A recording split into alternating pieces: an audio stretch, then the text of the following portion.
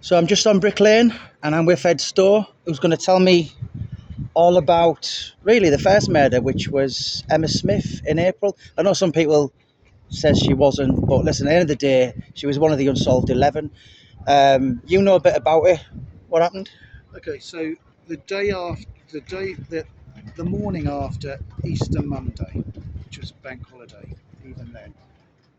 It's a bank holiday. Easter Monday, was here Monday. This is the early hours of Tuesday morning.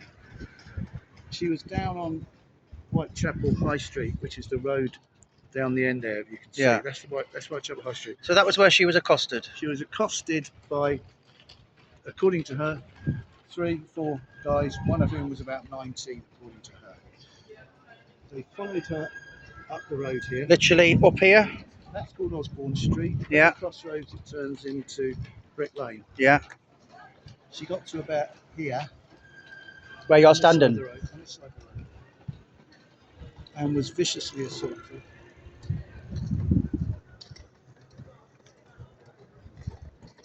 Almost certainly in a yard, just like this yard here, similar to this yard here.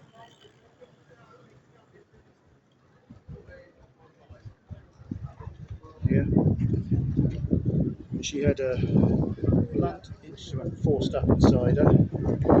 Her ears were almost pulled off. She was very heavily beaten. Really? Well. Very, I didn't know that. beaten. Several hours later, Yeah. it took her several hours to pull herself together and get herself. These women were tough. This road here, where this group of people are,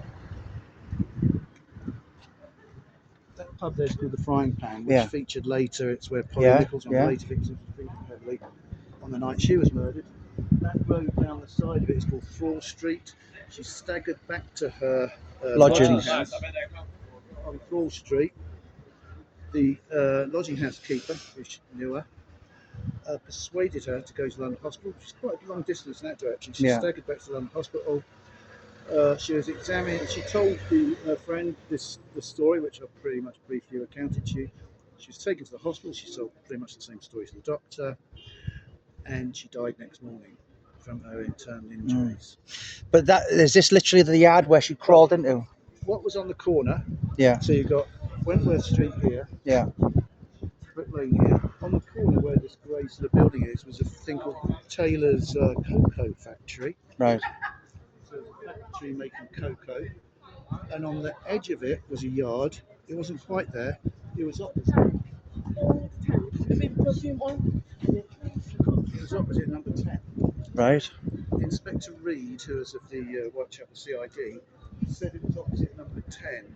So it's probably actually here rather than there. So if you can imagine that yard being here rather than there. And this is pretty much where it was that it happened. And no, that's not the same building, modern. But it was opposite number 10 Brick Lane, supposedly. And I mean, people say, well, obviously we watch a lot and people are saying she almost certainly wasn't.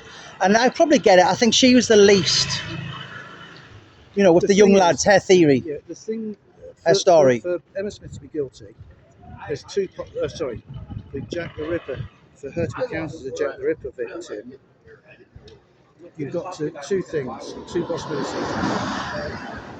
Either the culprit was part of that gang and it was his first learning experience, perhaps, and by being part of the gang emboldened him later to go and do them on his own, perhaps. The other possibility, which I think is is a very real possibility, when she was taken into hospital and when she went back to her lodging house, she wouldn't be expecting to die. I don't believe that she anticipated that she was going to die, and she may well have concocted a story that made it sound like she was innocently there and was attacked randomly by 3 or 4 guys, and that led to her injuries, rather than admitting that she'd been soliciting and had taken one guy on her own to this alleyway or this little enclosed gateway yard, which is exactly the same sort of crime scene that you see with Liz Stride, very similar to Catherine Eddowes as well. So it's a similar type of crime scene, the other ones. But so this is the theory, that she may have been making that up Yeah. because she didn't want to admit to the doctor or to her lodging Yeah. housekeeper what she was doing. I think that is a good possibility. Do you know what? That's something that doesn't really get thought of, and like, you know, she's obviously tried to play down her role. She doesn't want to say, "Well, I was actually doing blah blah blah." Do you know what? A gang got me. It would sound more Sounds respectable, I suppose. Yeah. So I don't know. No one knows. You don't know. I don't know. No one knows the passage of time. But I wouldn't discount it as a Jack the Ripper thing, murder on those grounds anyway. And at the end of the day, it was one of 11.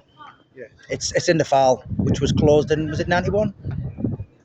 Closed in 91, in 1891. Yeah. I think in 1894 actually. Right, that long. So I think they were reopened Yeah, in 1970. yeah. I might be wrong there. So Yeah. don't quote me. Yeah. And I mean, this is Brick Lane. It's very eerie.